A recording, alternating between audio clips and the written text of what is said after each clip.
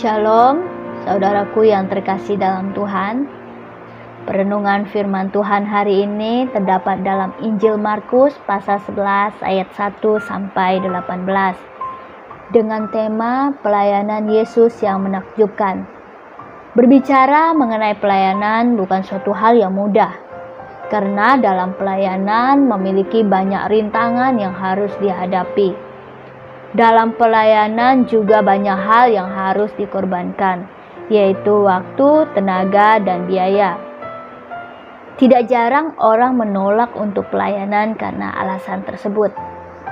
Saudaraku yang terkasih, pada kesempatan ini kita mau belajar melihat pelayanan Tuhan Yesus sesuai dengan 3 nubuat yang diucapkannya dalam Markus pasal 8 ayat 31 dan pasal 9 ayat 31 serta pasal 10 ayat 32 sampai 34. Yesus akhirnya akan memasuki kota Yerusalem. Ia sudah mengetahui bahwa ia akan menderita dan meninggal di sana. Namun sebelum peristiwa kematian tersebut terjadi, Tuhan menggunakan kesempatan untuk terus melayani.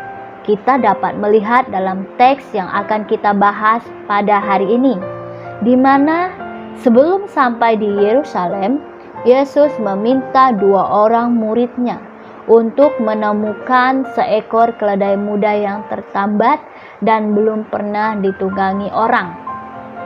Kemudian setelah mendapatkan keledai tersebut, kedua murid Yesus membawa keledai itu kepada Yesus.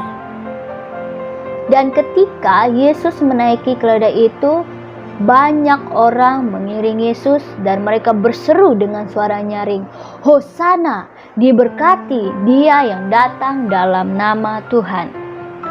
Orang-orang tersebut mengiring Tuhan dan memuji Allah serta bersorak-sorai.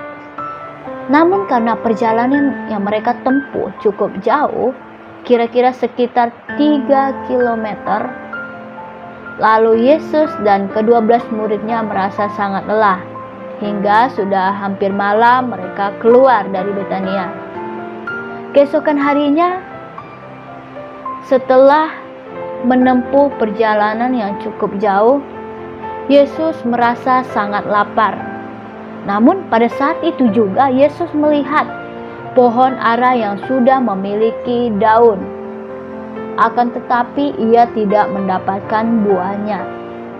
Sehingga Tuhan mengutuk pohon itu, dan seketika itu juga pohon itu menjadi kering. Hal ini didengarlah oleh para muridnya, sehingga mereka tercengang-cengang dengan perbuatannya. Namun persoalan tidak memakan buah ara tidak membatasi Yesus dalam melayani sampai ke tempat tujuan. Kemudian tibalah mereka di Yerusalem.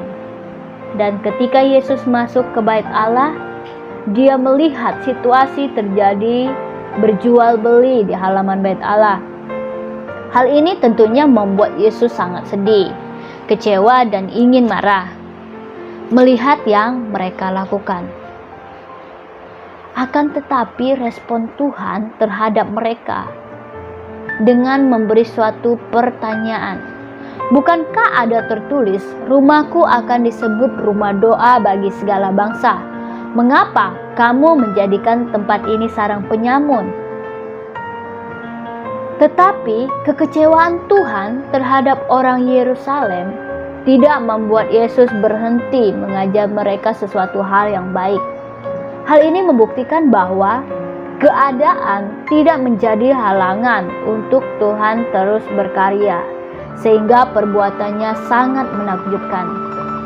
Akan tetapi kita lihat dalam ayat 18, respon ahli-ahli Taurat mendengar mujizat yang terjadi, yaitu mereka berusaha mencari cara untuk membinasakan Yesus.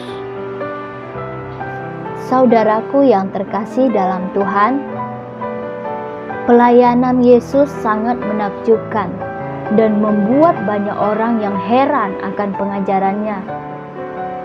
Namun tidak sedikit juga masalah yang terjadi ketika Yesus melayani. Artinya bahwa Dalam kehidupan kita sebagai orang percaya, pasti banyak tantangan yang akan kita hadapi dalam melayani. Namun, marilah kita tetap fokus pada Tuhan, bahwa segala sesuatu yang kita lakukan untuk menyatakan kemuliaan dan kebesarannya. Yesus telah memberi teladan dalam hidup kita, khususnya dalam melayani. Teladan apa saja yang dapat kita teladani? Pertama, ia tetap memegang komitmennya, meskipun ia juga mengetahui bahwa hari penderitaan dan kematiannya akan tiba.